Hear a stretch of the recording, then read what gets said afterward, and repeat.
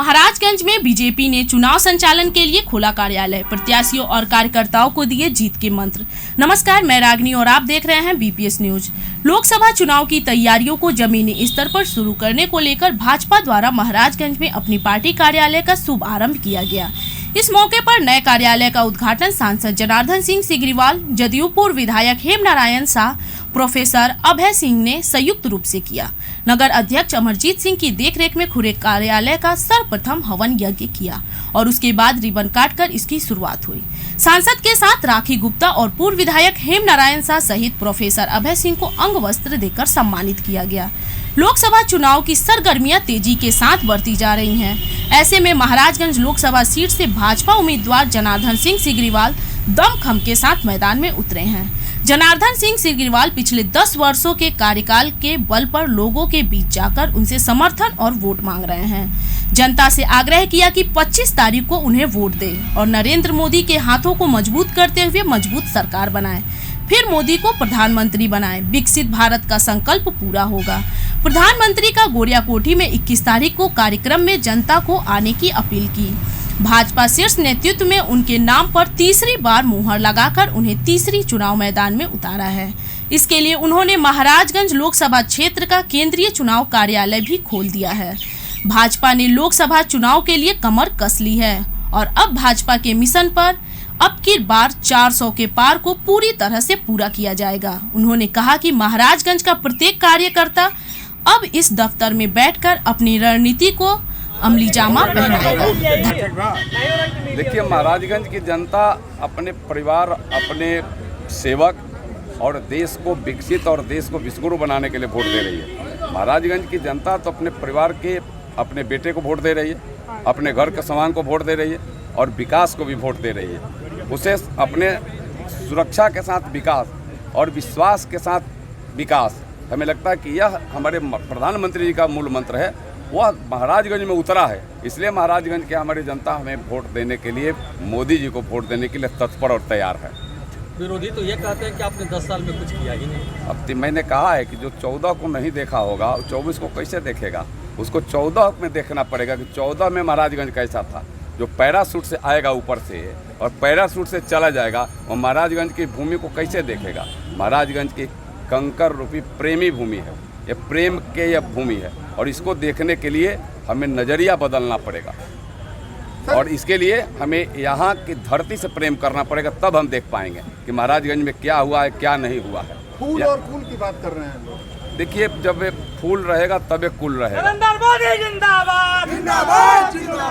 जब फूल रहेगा, क्योंकि फूल आज देश के लिए आवश्यक है। जब फूल है तो जब अब फूल है तो देश सुरक्षित है और देश सुरक्षित रहेगा तो कुल सुरक्षित रहेगा। यह हमें लगता है कि कोई ना भ्रम में है, ये भ्रम में डालने का प्रयास किया जा रहा है। लेकिन महाराजगंज के लोग इतना जरूर बुद्धिजीवी हैं, ऐसे भ्रम जाल को सेकंडों में काट देने वाले लोग हैं। महाराजगंज के लोगों को कोई भ्रम में नहीं फंसा सकता है। आप ये भ्रमे की बात नहीं है, आप करने किए क्या है, आगे क्या कभी किए होंगे, इसको भी तो बताना चाहिए ना। पिताजी जैसे कांग्रेस की बात करते हैं, जब यही कुल की बात अगर लोग करते हैं, हमारा कहना कितना उचित होगा नहीं होगा। लेकिन मैं उस समय चूँकि एक एमएलए था निर्दलीय और हमारे पूज्य आज हमारे बीच नहीं है, पूज्य सुशील कुमार मोदी जी, वो नेता प्रतिपक्ष हुआ करते थे और विधायकों का टीम जाता था तो निर्दलीय के नाते मुझे भी उसमें जोड़ देते थे। एक पैदान पर मैं भी रहता था, चाहे चेनारी का नरसंहार हो, बाथे का नरसंहार हो, कब हुआ था और कौन थे, ये कहाँ थे। वहाँ नरसंहार कर्ताओं के सरगना में ये लोग थे। उस समय सरकार के मंत्री थे, इनको याद नहीं है। लोगों को आपस में लड़ा करके कैसा समाज चल रहा था, समाज जल रहा था। आज जलन को कम करने का काम कोई किया तो उसका नाम नीतीश कुमार है और मुझे गर्व है कि मैं नीतीश कुमार के कैबिनेट में, पहले कैबिनेट में उस कैबिनेट का सदस्य रहा हूँ। मुझे इसका गर्व है। मुझे किस तरीक़ा से वातावरण बनाया था लोगों ने इस राज्य का। या सुबह को जो लोग जला रहे थे जाति के, फिर वो जाति में जलाना चाहते हैं। महाराजगंज के लोग उस जाति उन्माद में जलने वाले नहीं है। आप चले जाइएगा, आप तो चूँकि पैराशूट से आए हैं तो आप चले जाइएगा ऊपर। नॉमिनेशन का दिन आए हैं, 25 को शाम को चले जाइएगा। लोग कहते हैं ये गाना है ना, यह तो ठहरे परदेसी, कल सुबह साथ क्या निभाएंगे और सुबह वाली गाड़ी से चले जाएंगे। तो यह तो वही इनके ऊपर सटीक। जनार्दन सिंह सिग्रीवाल जिंदाबाद। तो नेता कैसा हो।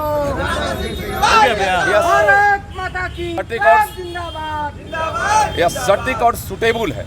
एक एक लोगों के मन में यही है कि इन लोगों से ना पहले न आज हमें लगता है कि अब कोई इस टाइप से राजनीतिक मंच पर ला करके महाराजगंज को कोई तोड़ना चाहे तो महाराजगंज टूटने वाला नहीं है। महाराजगंज एक साथ एक भाई के नाते जोड़ करके रहने वाला है, पहले भी रहा है, आज भी और कल भी रहेगा। कोई तोड़ नहीं सकता है महाराजगंज को। उनके पुत्र रणधीर सिंह एनडीए में शामिल हो गए, आज भी शंकर दुबे जो विधायक है उनके पुत्र एनडीए में शामिल हो गए, तो क्या निश्चित रूप से जब एक भाई कोई अलग हो और फिर साथ में हो जाए तो मजबूती तो स्वाभाविक मिलता है, नहीं मिलने का क्या सवाल उठता है। कल कोई दूसरे साथ मुझसे लड़ता हो और आज साथ में आकर के एक साथ चलने के लिए तैयार हो गया हो तो निश्चित मजबूती है, तो हम उसको स्वीकार भी करते हैं। और पहले भी वो एनडीए के पार्ट थे, कोई आज नहीं हो, बीच के कुछ कालखंड उन्हें तो मैं कहूँगा उनके घर वापसी की भी बात करता हूँ। वह राजद से नहीं, वह घर में फिर वापस आ गए, कुछ कालखंड के लिए बाहर गए तो फिर वह जनता दल यू में आ गए हैं, तो उनका व्यक्तिगत भी मैं सम्मान करता हूँ। मैं चुनाव में भेंट होता तो तोड़ करके मैं प्रणाम करता था, वो भले हृदय में जो हो, लेकिन सामने मेरे मन में और भाव में अंतरात्मा में मेरे साथ जरूर रहता था और उनका भी आशीर्वाद प्राप्त रहता था मुझे। तो आगे हमें लगता है कि आज तो उनका पूरा परिवार ही मिल गया है, तो फिर उसका लाभ मिलेगा, निश्चित रूप से मिलेगा और बड़ा लाभ मिलेगा, मुझे पूरा विश्वास है। की बात नहीं हो सकती। मुझे लगता है कि महाराजगंज लोकसभा क्षेत्र में चुनावी कभी सभा में देश के प्रधानमंत्री नहीं आए, देश के हमको लगता है कोई प्रधानमंत्री नहीं आए चुनावी सभा में। पहली बार इस महाराजगंज में हमारे यशस्वी प्रधानमंत्री नरेंद्र मोदी जी आ रहे हैं और तब सबसे बड़ा आश्चर्य की बात है, और यह हमें लगता है कि यह गिनीज बुक का ही बात भी होगा, कोई एक प्रखंड के एक गांव में आ रहा है, यह बहुत बड़ी बात है। आप भी अपनी नज़र दौड़ाइएगा, तो मैंने काफ़ी नज़र दौड़ाया है, मैंने वहाँ के कार्यक्रम। धन्यवाद। आप देख रहे थे बीपीएस न्यूज।